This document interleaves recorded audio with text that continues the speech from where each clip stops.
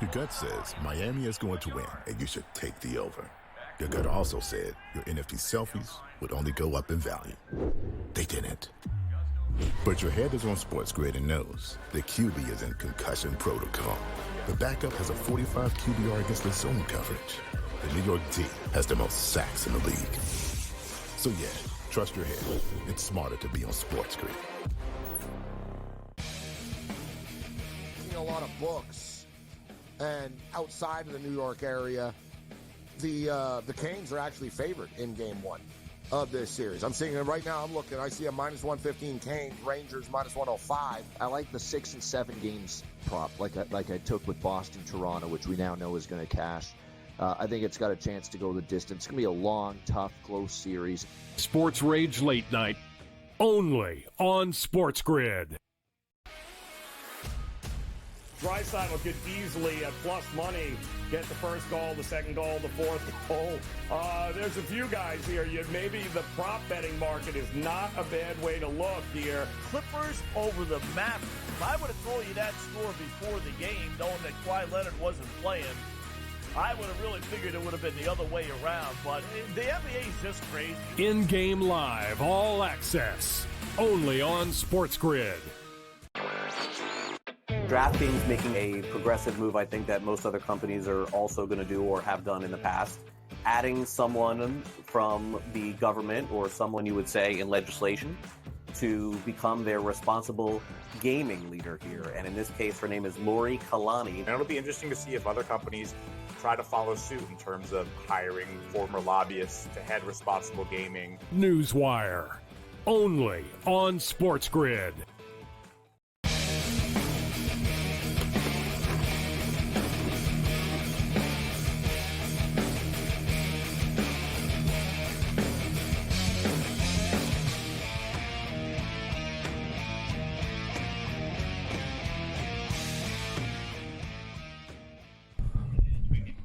Let's roll. This is SportsRage. I am Morency.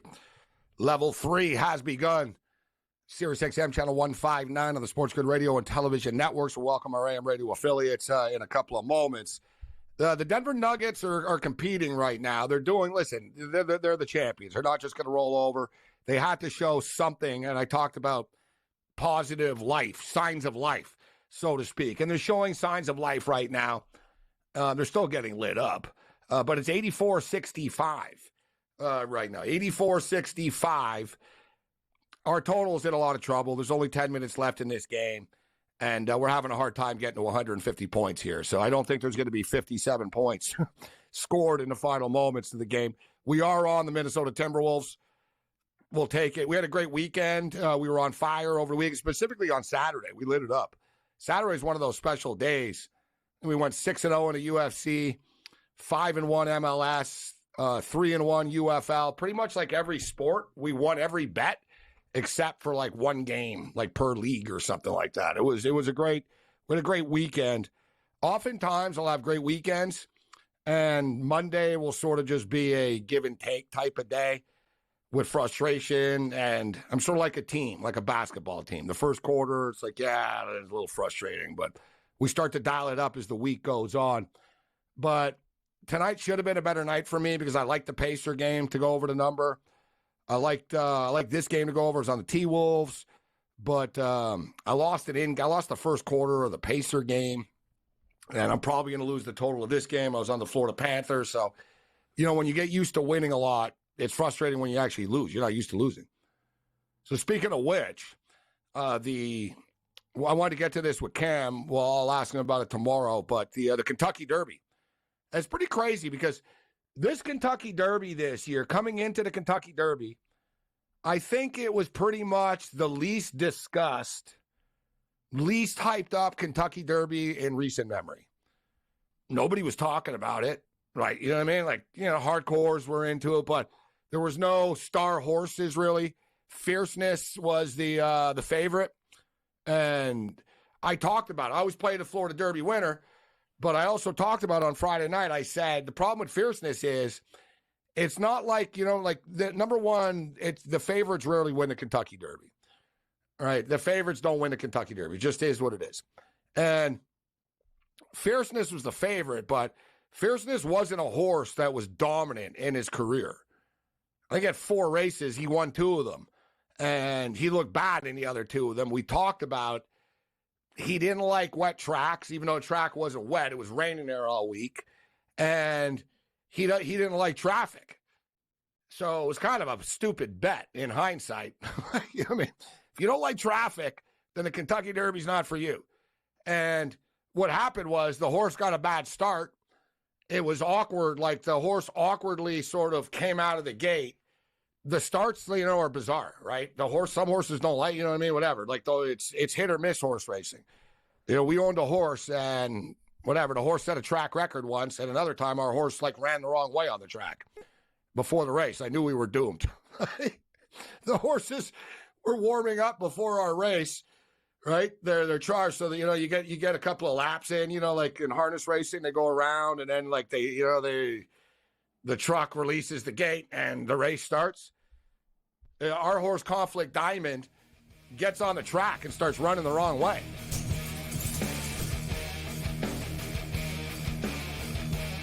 Let's roll. Level 3 has begun. This is Sports Rage. I am Gabriel Morency. The pips, the players, the hustlers, the people that bust them, and everybody else in between. The Monday Night Meltdown has begun. For some of you, continues. For some of you others, as we've been throwing it down on SiriusXM, Channel 159, SportsGrid Radio and Television Networks. Shout out to the Mightier 1090 ESPN Radio, the 50,000-watt juggernaut, SoCal, and the entire coast in the house right now. The T-Wolves are in the house, 84-65. They're punching the Denver Nuggets in the mouth. And suddenly, the Minnesota Timberwolves have become the favorites to win the Western Conference. The T-Wolves are now plus 100 to win the Western Conference. The Oklahoma City Thunder are plus 350. The Dallas Mavericks are plus 375.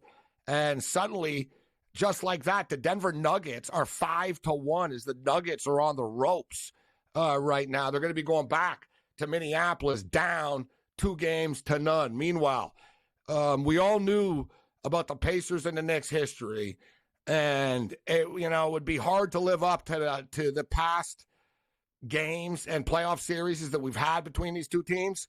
But I'll tell you what, tonight was a hell of a start, wasn't it? Classic game at the Garden this evening. Some questionable calls that went against the Pacers late, no doubt left their entire organization steamed and raging. Right now, I would understand why, but at the same point in time, they also showed that they can play with the Knicks, and they can beat the Knicks. Will they beat the Knicks? I think the Knicks are going to win a series probably in 7 games. The Pacers are going to win some games in this series. It's going to be a good time, and the Boston Bruins evidently are going to win some games in this series. The Boston Bruins roll in to Sunrise and punch the Florida Panthers in the mouth, like basically 48 hours after eliminating the Toronto Maple Leafs in overtime as the misery continues in the 6th. And it was a bad weekend for Toronto. People are panicking about the Toronto Blue Jays.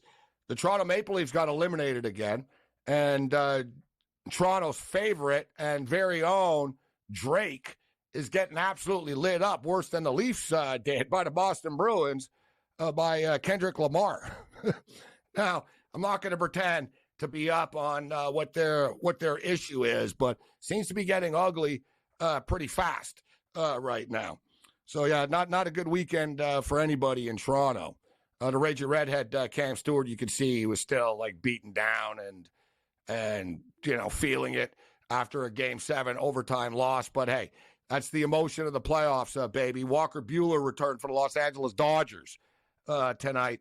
Not a great start for Buehler. He got hit early, but it wasn't a nightmare or anything like that. The Dodgers are winning the baseball game 6-3 in the bottom of the 7th inning right now. And, of course, every bettor in the world has the Dodgers in parlays and or on the run line. And I'll put my hand up and I'll say, yes, I'm one of them. And people evidently like to bet because I'll tell you what, the Kentucky Derby, and these numbers just blow my mind all across the board. Because, number one, nobody was talking about the Kentucky Derby. It seemed to me to be like the least hyped Kentucky Derby in recent memory coming into it.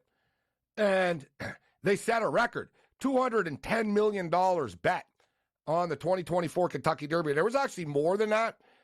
The $210 million bet, that was all the bets like through the pari-mutuel and at the tracks. $92 million to be exact at Churchill Downs. So it was like $92 million bet in cash at the windows at the track, and the other $130 million or whatever was bet at OTBs and everywhere else. But that doesn't take into account all the sports books, right? Like European sports books, global and stuff like that. So I would assume, it's probably like $500 million bet on the race. And I will say, and I tweeted this too, and it was a crazy race. I mean, you had a three-way photo finish. But I tweeted it like during right before the race or whatever. So people bet $210 million on the race.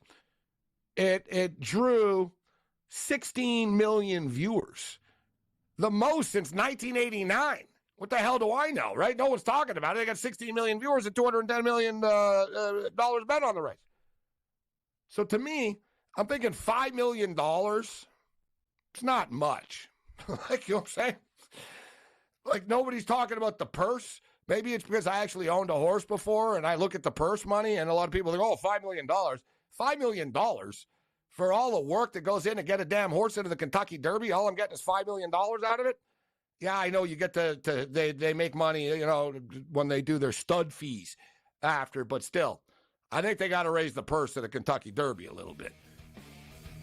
Come on, at least 10 mil. Our boy Mo Khan's going to step up, but we got a lot of stuff to hit. Let's roll. This is SportsRage.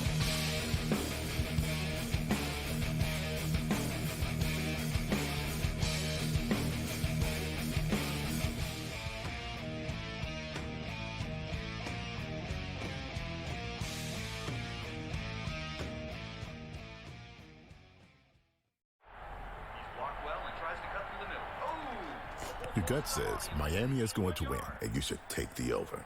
Your gut also said your NFT selfies would only go up in value. They didn't. But your head is on SportsGrid and knows the QB is in concussion protocol. The backup has a 45 QBR against the zone coverage. The New York D has the most sacks in the league. So yeah, trust your head. It's smarter to be on SportsGrid. A lot of books. And outside of the New York area, the Canes are actually favored in game one of this series. I'm seeing it right now. I'm looking. I see a minus 115 Canes, Rangers minus 105. I like the 6 and 7 games prop, like I took with Boston, Toronto, which we now know is going to cash. I think it's got a chance to go the distance. It's going to be a long, tough, close series. SportsRage Late Night, only on SportsGrid. Draisaitl could easily, at plus money, get the first goal, the second goal, the fourth goal. There's a few guys here. Maybe the prop betting market is not a bad way to look here. Clippers over the Mavericks. If I would have told you that score before the game, knowing that Kawhi Leonard wasn't playing, I would have really figured it would have been the other way around. But the NBA is just crazy. In-game live, all access, only on SportsGrid. DraftKings making a progressive move, I think, that most other companies are also going to do or have done in the past. Adding someone from the government or someone you would say in legislation to become their responsible gaming leader here. And in this case, her name is Lori Kalani. And it'll be interesting to see if other companies try to follow suit in terms of hiring former lobbyists to head responsible gaming. Newswire, only on SportsGrid.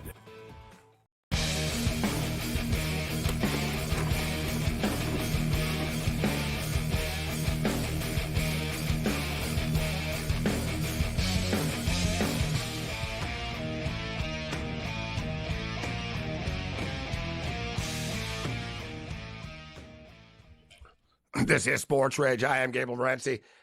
Throwing it down here. Shout out to all of our AM radio affiliates joining us for Level 3, Sirius XM Channel 159 of the SportsGrid Radio and Television Networks. 90-70 for the T-Wolves right now. There's about 6.5 minutes left in this game, so it's all but done for the Denver Nuggets. And the Minnesota Timberwolves have become the new kids on the block, literally and figuratively. Anthony Edwards has been called the new Michael Jordan, the new Kobe Bryant.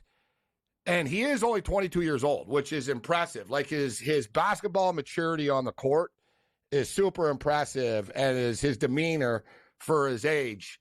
But even he said, slow down and stop comparing me to all these players. Those guys are the greatest of all time.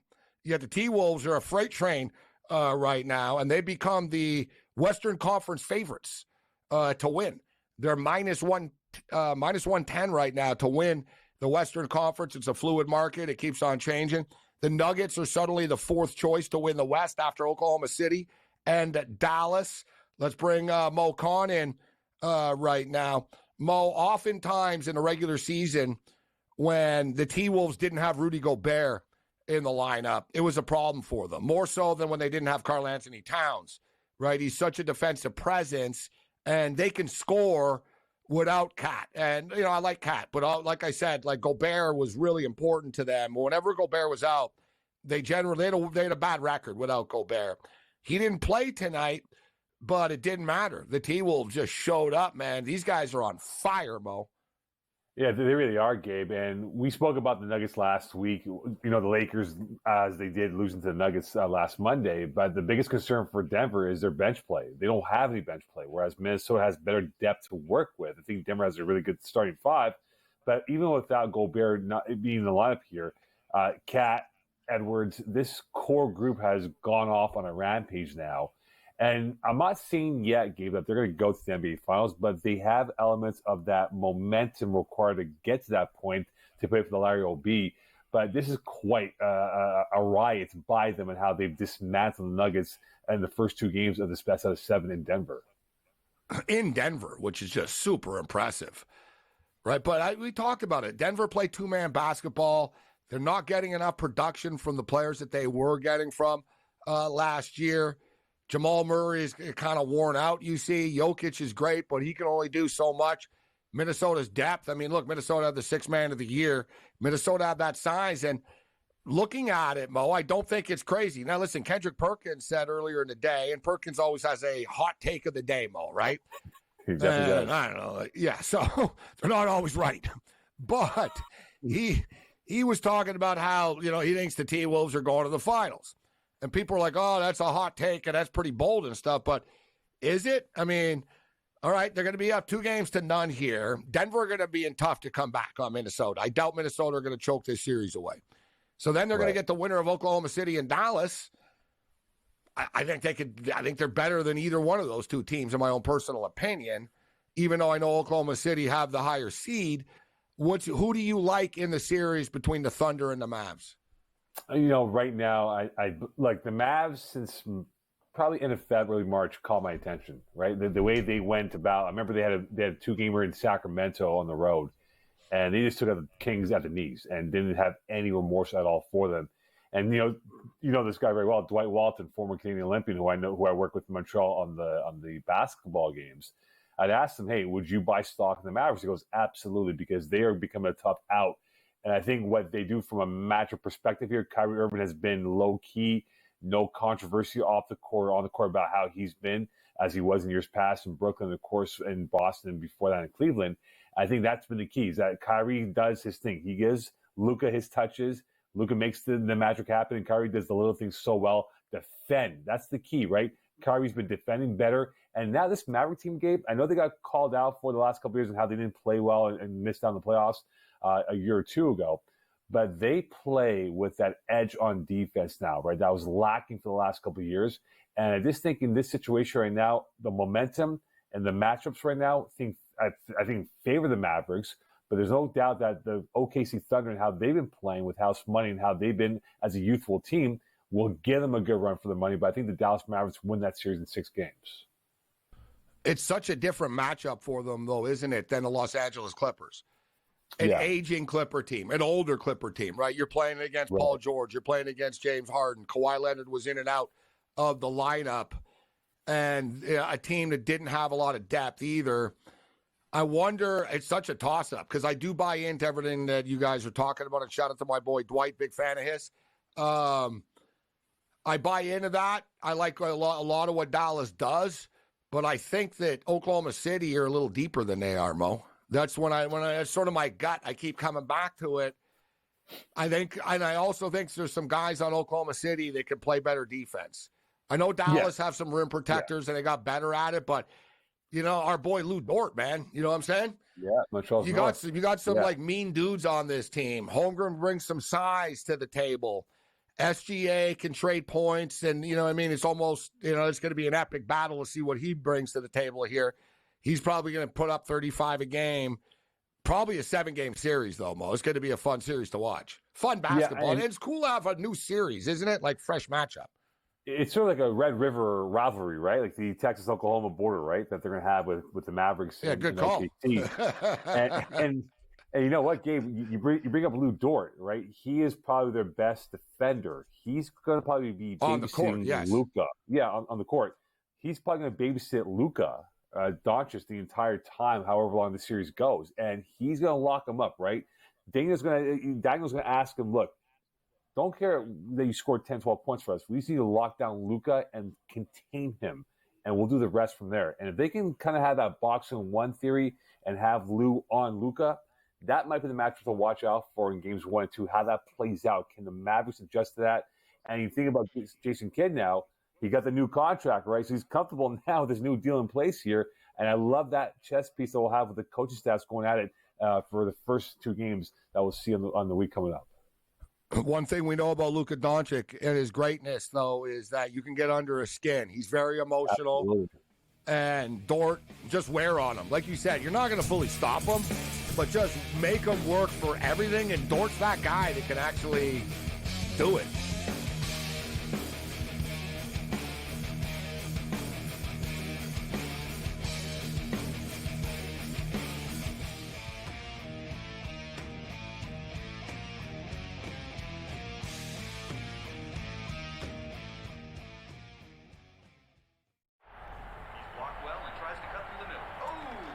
Your gut says Miami is going to win, and you should take the over. Your gut also said your NFT selfies would only go up in value. They didn't. But your head is on SportsGrid and knows the QB is in concussion protocol. The backup has a 45 QBR against the zone coverage.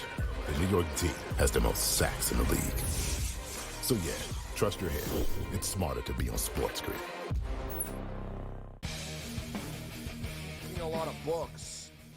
And outside of the New York area, the Canes are actually favored in Game 1 of this series. I'm seeing it right now. I'm looking. I see a -115 Canes, Rangers -105. I like the 6 and 7 games prop, like I took with Boston, Toronto, which we now know is going to cash. I think it's got a chance to go the distance. It's going to be a long, tough, close series. SportsRage Late Night, only on SportsGrid. Draisaitl could easily, at plus money, get the first goal, the second goal, the fourth goal. There's a few guys here. Maybe the prop betting market is not a bad way to look here. Clippers over the Mavericks. I would have told you that score before the game, knowing that Kawhi Leonard wasn't playing. I would have really figured it would have been the other way around, but the NBA is just crazy. In-game live, all access, only on SportsGrid. DraftKings making a progressive move, I think, that most other companies are also going to do or have done in the past. Adding someone from the government or someone you would say in legislation to become their responsible gaming leader here. And in this case, her name is Lori Kalani. And it'll be interesting to see if other companies try to follow suit in terms of hiring former lobbyists to head responsible gaming. Newswire, only on SportsGrid.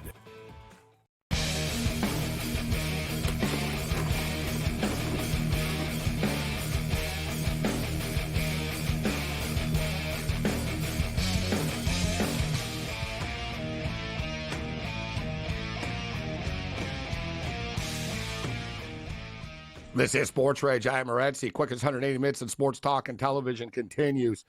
We're kicking it with Mo Khan right now, play-by-play voice, TSN statistician, former wide receiver in university.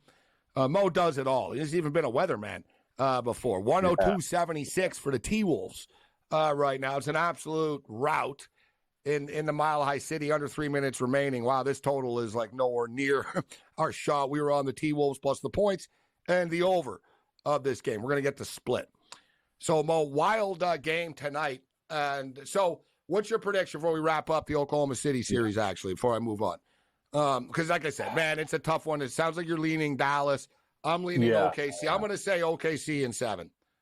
I got Dallas in 7, man. I really do. It's just a question of the momentum and how the Mavs have been playing, Gabe. I just think since the turn of March, to where we are now, they've been playing really good basketball that no one's really noticed till now.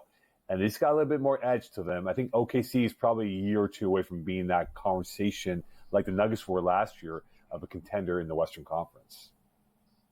So the Pacers and Knicks played tonight, game 1. And I was fascinated by this matchup. We all know the history. I just had a feeling. And I talked about these guys being on a collision course like a month ago. I said, look at the way things are playing out. I said, wow, could end up being the Pacers and the Knicks. And Reggie Miller's actually, he wasn't on the call tonight, but he is going to be game 2, which should be pretty hostile in the Garden with Reggie Miller there. But I was wondering, part of me thought, you know what, this Pacers team, it's offense versus defense, Mo. So it's always like, what side are you on? And it seems like in the modern era, offense kind of beats defense. But I had my concerns on the glass for the Pacers. The Pacers are not a good rebounding team, but they actually won the tempo battle, right? It's sort of the, forget like hitting shots and not hitting shots. Carlisle won. And I think it's something that was underestimated a little bit coming into the series. Not just the Pacers players, but Carlisle's a good coach, right? I mean, we're talking about a championship coach, man. And I think he's smarter than people for as far as the matchup against the Knicks. I thought he beat Thibodeau tonight because I tell you what, I know the Knicks won the game, but they don't want to be playing in the 120s and stuff like that. So I thought the Pacers showed something. And listen, the Knicks might have won the game anyways, but I thought the Pacers got screwed with a couple of calls late in that game. Yeah, I think coming into this series, you think about the acquisitions they made, the Pacers, right? Pascal Siakam being one of them. This is why they brought him in, Gabe, for this type of series. His length, he's a matchup problem, whether he's playing the 3, the 4, even the 5 to a little bit here. And you're right about that rebounding edge, right? Can the Pacers kind of curb that down here and get it to 50-50 if they can do so? Because, again, if they run this into the 120s, it's Indiana's series to lose, essentially.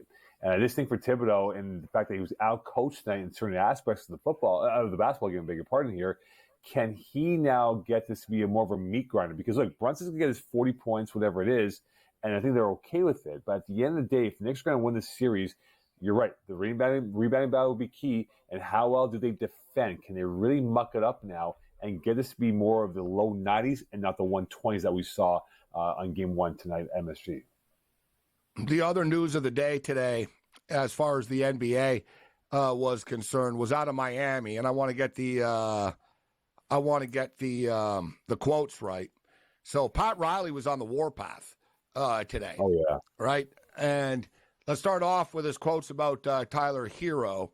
So Pat Riley did not hold back today. He wasn't in a very good mood. He was like an old man that didn't like, he got a bad sandwich from the deli. He didn't like his soup. Pat Riley woke up today and just said, "I don't care. I'm not holding back." There was no filter. So the Miami Heat executive was asked about Tyler Hero and bluntly stated that the young guard has been fragile. He's been fragile a little bit. He broke his hand last year in the playoffs, had some injuries earlier in his career. Riley said Hero might have to make some alterations to his nutrition program in order to keep more calories on as the season unfolds. He goes, nobody works harder at his game about him. But he told Jimmy Butler to shut up. Jimmy Butler, of course, said things would have been different if he would have played. And Riley said, you didn't play, so you shouldn't be talking. And he said, literally, you should shut up. Said Jimmy Butler should shut up. He wasn't playing. And we're coming up against we'll get the exact quotes on the other side here, but Jimmy Butler's agent has now responded. There's trouble in paradise in Miami.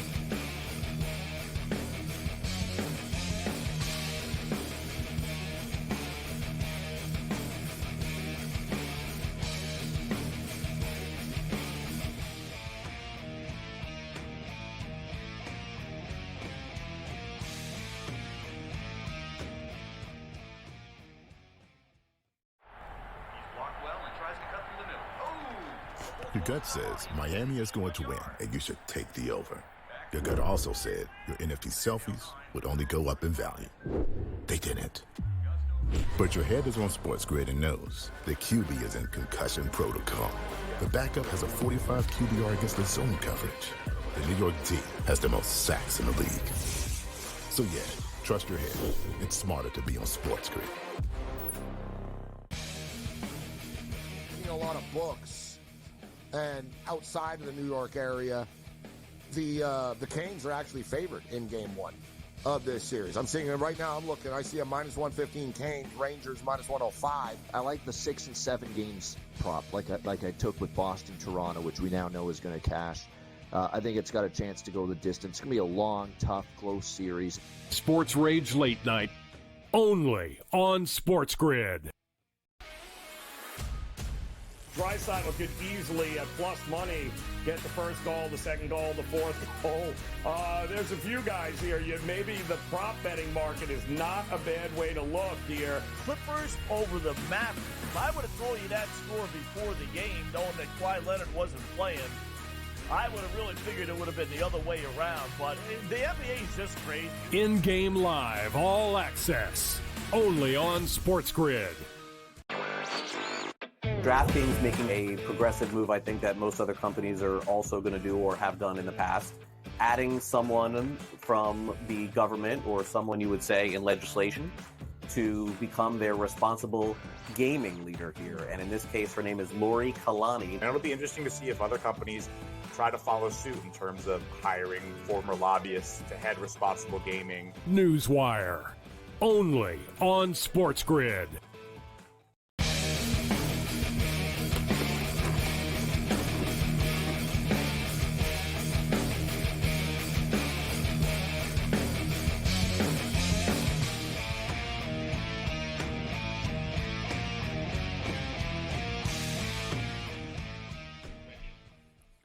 This is SportsRage. I am Morency. We're kicking it. Mo Khan in the house with us right now. So I'm just looking right now. I want to get the Tom Brady's, the best Tom Brady jokes. I see the LA Times. Here's the joke that crossed the line.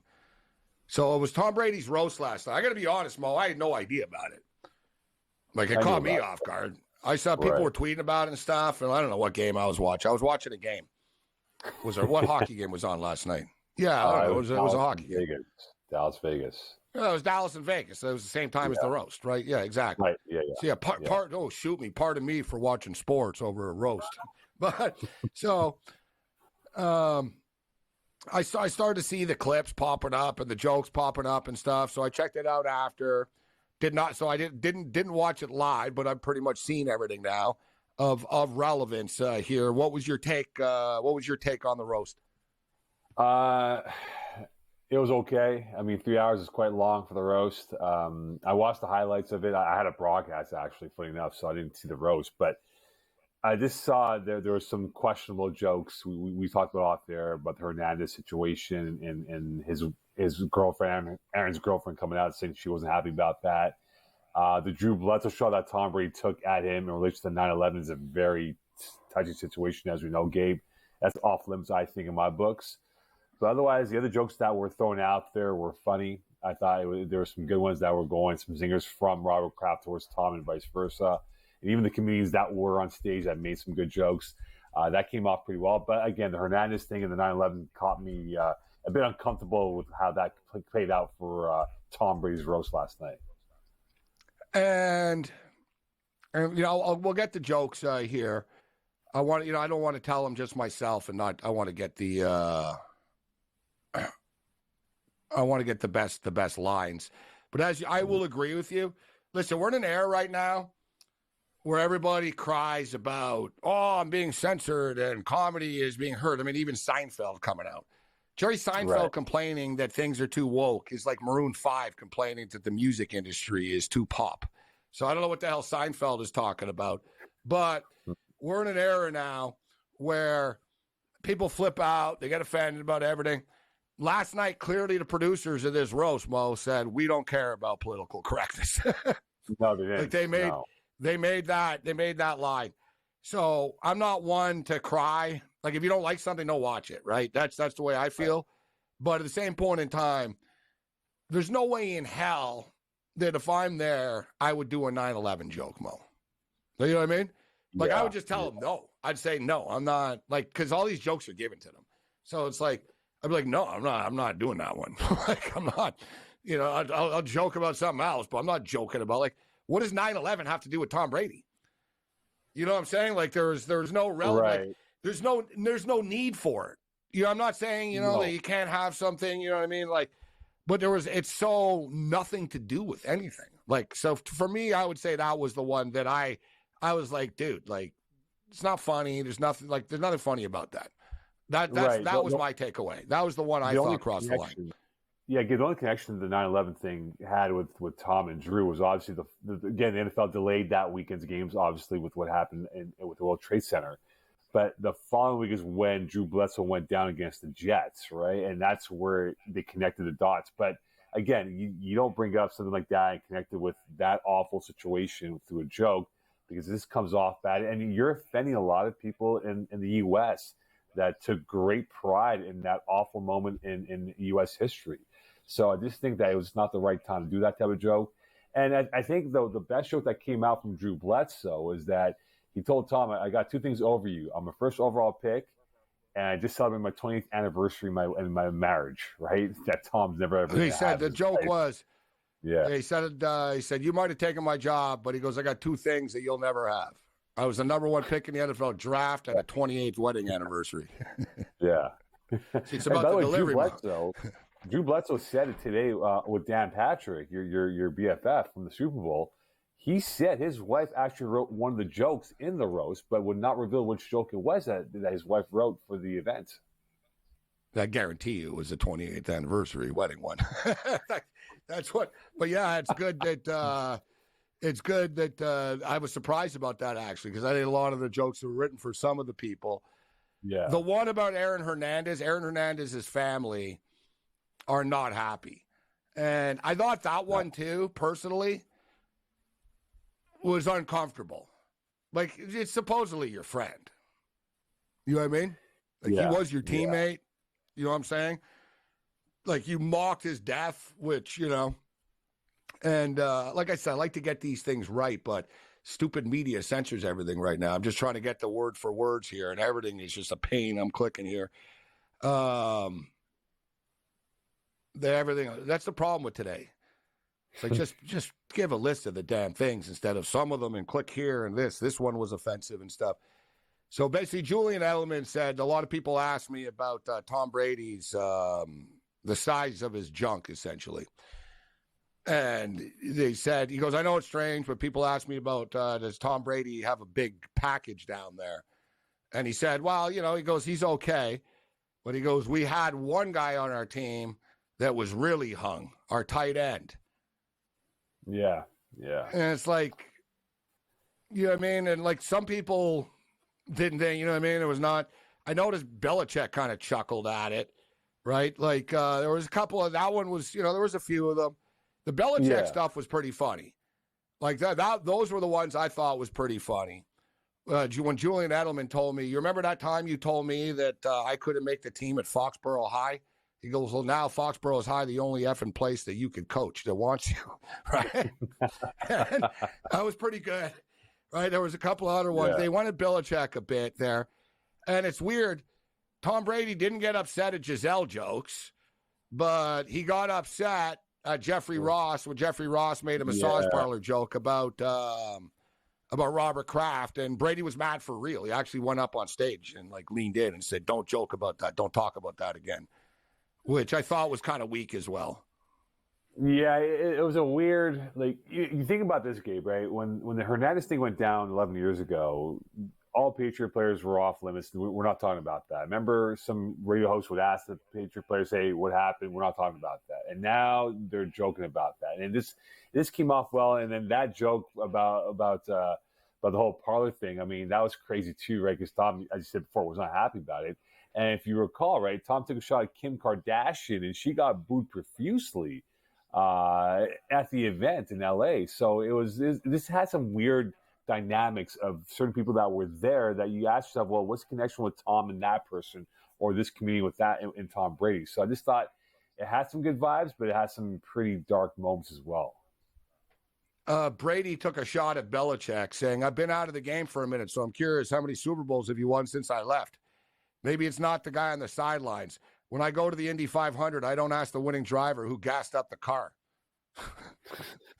It's not really a roast now, is it, Mo? No, it just sounds like basically people are airing their grievances towards, like I said, I think like Belichick, it turned into like a Belichick thing. Like Belichick's sitting there and people they're just like taking shots at him. They even showed a video of him leaving a girl's house without his shirt on. Yeah. Like they found a video of Belichick and like they really went after. Belichick seemed to enjoy it. Kevin Hart had one about Giselle to Tom Brady. He said, Giselle gave you an ultimatum. She said, retire or we're done. When you got a chance to go 8-9, it'll cost you your wife and your kids. You've got to do what you've got to do. There was a good one from Brady, though, right? He admitted to deflating the footballs, right? With the whole $20 million thing they spent $20 million on the investigation. Yeah, he said you could have gave me the $20 million. I would have admitted it. Right? Peyton Manning had a good one. Basically said, Peyton Manning said, it's great to hang around somewhere when with everyone bashing Tom Brady. In other words, Thanksgiving at the Manning house.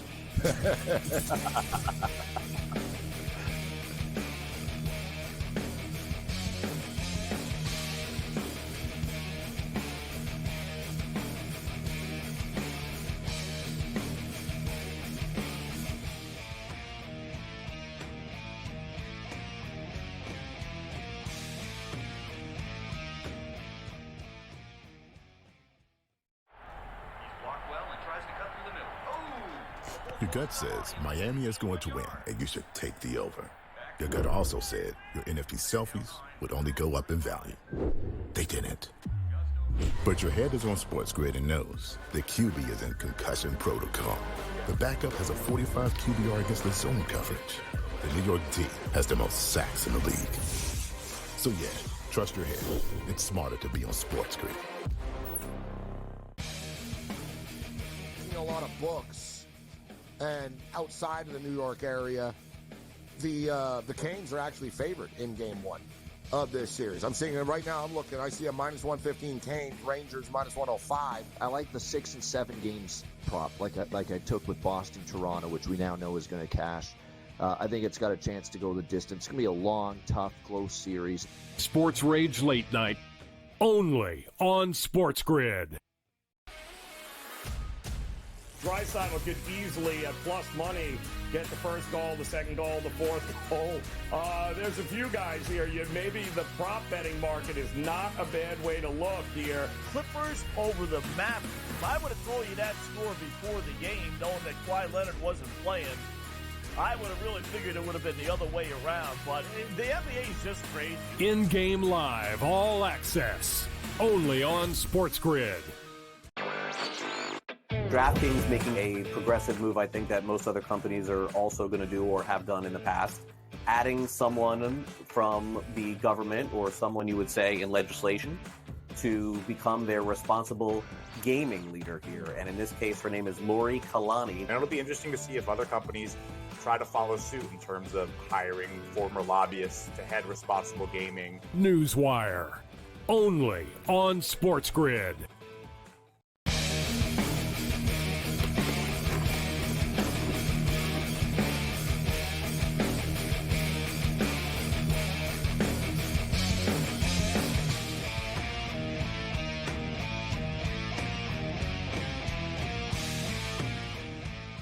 This is SportsRage. I am Morency. Coach Malone doing his presser right now as the T-Wolves are taking control of this series. An absolute dominant performance tonight without Rudy Gobert. And I got to tell you, Mo, years ago, it wouldn't go down. Like, it wouldn't happen. I'm old enough to remember even when someone in your family died, they didn't like you leaving the team in the old days. Like, you know what I'm saying? Right. It would sort of like be like, listen, I know it sucks, but deal with it. Like, deal with it later, and like a little bit different. You weren't getting time off because your wife was having a kid. And I'm not saying, I get it. It's a new era right now. It was about 20 years ago, 15 years ago or so that it changed. Like, it used to be like, no, you're not missing a game. I mean, going back to the Sandy Koufax stuff in the 60s, I mean, he wouldn't pitch for religious purposes, and, he was hated for it, right? But, so Gobert doesn't play. How do you feel about that, Mo? Missing a playoff game because your wife had a baby earlier in the day. Gabe, remember 2001, Toronto, Philly, and Vince Carter went to his graduation at UNC, and people were that on did not go over very well. It did not go over very well. Right, didn't go well, right? But I'm okay. He never should have went. Let me just repeat that. Vince never should have went to that grad. But who are we? It was a tough. It's one of those life things. But my deal is, I would have told him, listen, go next year. You graduated. We're not telling you, go to another commencement. Like, they have to have another one for people who couldn't make it. Like, whatever.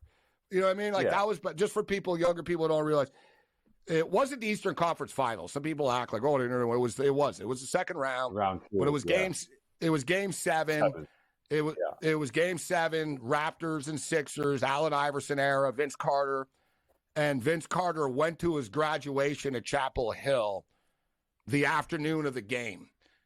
The Raptors gave him a plane, so he went to North Carolina. He got his degree and all that, and he threw the hat in the air.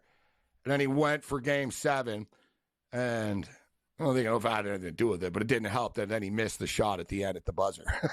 It was a clank. But and then it compounded after.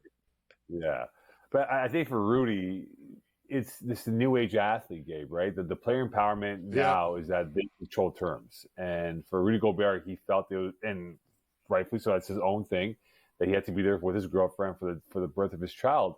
And that's all right. And it's not even his wife, it's his girlfriend. His girlfriend, yeah. And at the top of the hour, now I feel even more less about this. If I would have told him, I said, listen, you're not even married, all right? But Cat ripped it up, right? I mean, like this T-Wolf. No, you're right. And you want the guy to be happy, Mo. You want him to be happy. Yeah. He's going to come back now, and he's going to be all happy, and you know what I mean? So you're right. It's the modern era. I'm just telling you. Imagine telling Scotty Bowman this on the 70s. Oh, God, forget about it. You'd be off the team. They just say, okay, fine, but don't come back, right? Like, just point blank. Tell Mike King this. My girlfriend's having a baby. Be like, so fine. Go see her after. Like, not now. Right. Like, I mean, what do you want me to tell you? And Gobert's had a weird relationship with the T-Wolves, right? He had that the off-court on the bench spat with one of the players. Was it him that punched the player, or he got punched in the mouth, whatever someone. It was? He punched. Right, he tried to punch someone.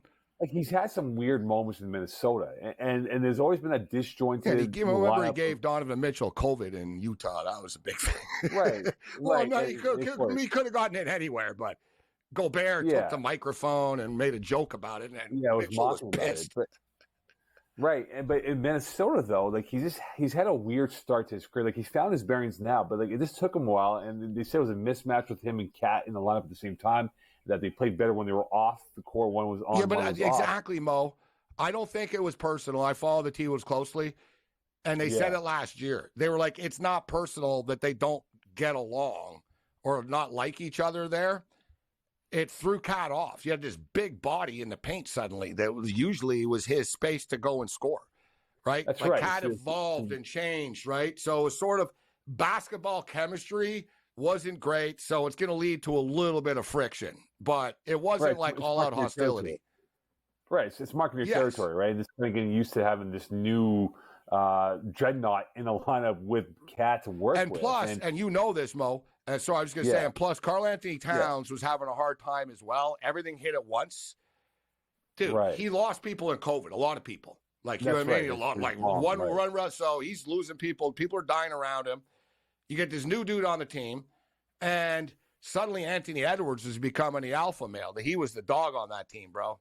You know what I mean? Karl Anthony Towns facing that franchise. So from what I understand, Karl Anthony was just having a hard time. What's my role here? I mean, this kid is now, he's the star, the scorer. Gobert's like in the paint now, in my way. What am I supposed to do? Just stand here and pop threes? Right? But they've worked it out. That was a hell of a job for Chris Finch to put together, but he has. He really has. And even with that, and we spoke about it, I think, a month ago, right, with the whole A-Rod, Glenn Taylor fiasco off the court, right? This success on the court has masked the ugliness going off of it right now, who's going to own the team and what's going to happen down the road if they have to go through mediation or whatnot. But now with where they're at, Gabe, this is uncharted territory because, remember, the Garnett era, the 04 team with Sprewell, Cassell, and Garnett, they were good, but they weren't getting passed by Kobe, as you saw in the 04 playoffs. This path right now, there isn't a Kobe-like team that's in the way. Maybe the Mavericks, but again, the T-Wolves, if they get by Denver, they could be the odds-on favorites to get to the NBA Finals, as Kendrick Perkins made that point earlier on ESPN this week. So, Mo, before we get you out of here, what's your prediction for the Dallas Stars and the Colorado Avalanche series? I heard George last hour with you guys. Look, I think Dallas, man, the goaltending. That's the edge right now. I love the Colorado firepower, but the Dallas Stars goaltending is the difference maker. They won it because of how the goaltending played so well after being down 0-2 against the Vegas Knights back in 1. And it's crazy because Ottinger didn't have a great year. Not a bad year, but not by his stand. He wasn't elite, and he wasn't great early in the series. What about the Oilers and the Canucks? What's your prediction? Oilers got momentum, but I think the Canucks have a bit more grit to work with. They have better grit depth than what Edmonton has right now with lines 3 and 4. Mo Khan saying, so you're going to take the Vancouver Canucks. They're massive underdogs, which I think is crazy. All right, hold on, Mo. We'll talk a little football on the other side, and we'll get Mo out of here. The Monday Night Meltdown.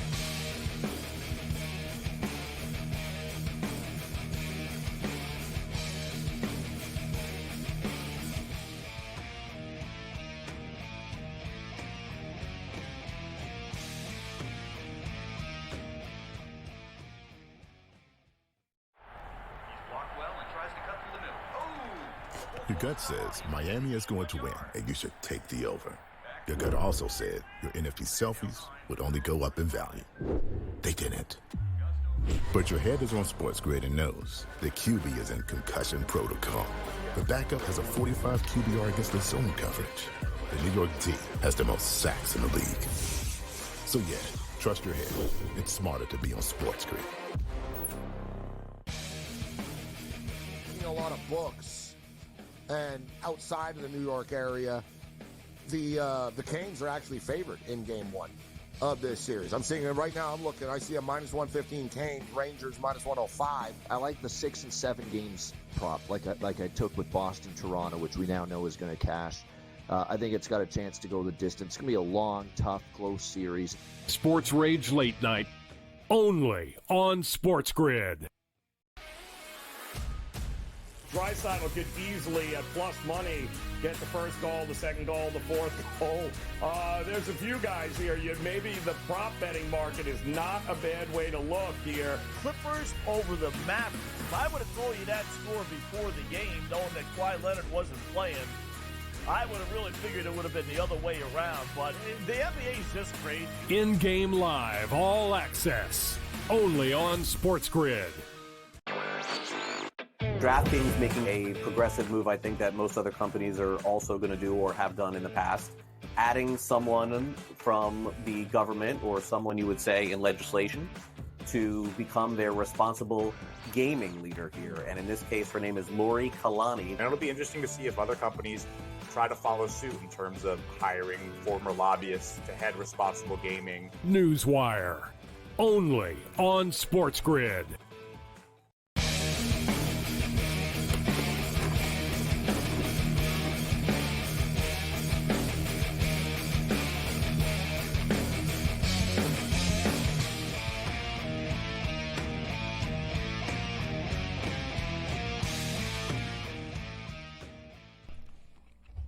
This is SportsRage. I'm Morency. I wanted to get to this college football story before we get out of here, Mo. And there was the transfer portal is done. This isn't a transfer portal thing, but the new transfer portal, the latest transfer portal window is now closed.